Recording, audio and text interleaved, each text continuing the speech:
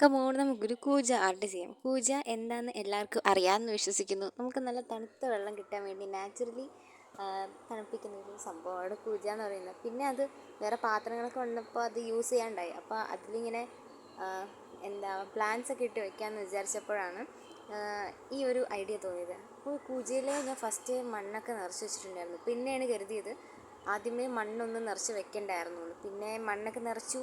ഇതെന്നെ അതൊന്ന് കഴുകിയിട്ട് അതൊന്ന് കുറച്ച് നേരം ഒന്ന് ഉണക്കിയിട്ട് ഞാൻ ഗൂഗിളിൽ നോക്കിയിട്ടൊരു പിക്ചർ അതിൽ ക്രയോൺ വെച്ച് ജസ്റ്റ് ഒന്ന് വരച്ചു. പുറത്തുനിന്ന് ഇങ്ങനെ കഴുകിക്കൊണ്ടൊക്കെ ഇരുന്നു.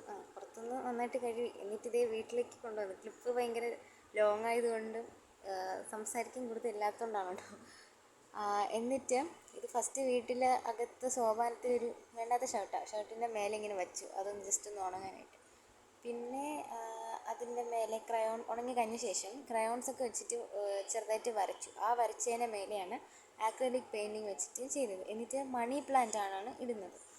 അപ്പോൾ മണി പ്ലാന്റ് അതിൽ വെച്ചു. പിന്നെ ഇത് 3 ദിവസം കഴിഞ്ഞിട്ടാണ് ഈ പെയിൻറ്റ് ചെയ്തത്. കാരണം അക്രലിക് ആണെങ്കിൽ കറക്റ്റ് ഉണങ്ങാനായിട്ട് അത്രയും ദിവസം വേണം, എങ്കിലേ പെയിൻറ്റ് ഫെയ്ഡാവാതെ ഇരിക്കത്തുള്ളൂ. അപ്പോൾ അതത്രയും ചെയ്തിട്ട് ഞാൻ ഫസ്റ്റ് പുറത്ത് വെച്ചു. പിന്നെ മഴയൊക്കെ പെയ്ത ടാസ്ക് അല്ലേ, കഷ്ടപ്പെട്ട് വരച്ചില്ലേ, അതുകൊണ്ട് ഞാൻ ഇത് അകത്ത് വെച്ചു. തൽക്കാലം ജസ്റ്റ് വീഡിയോയ്ക്ക് വേണ്ടി പുറത്ത് വെച്ചു.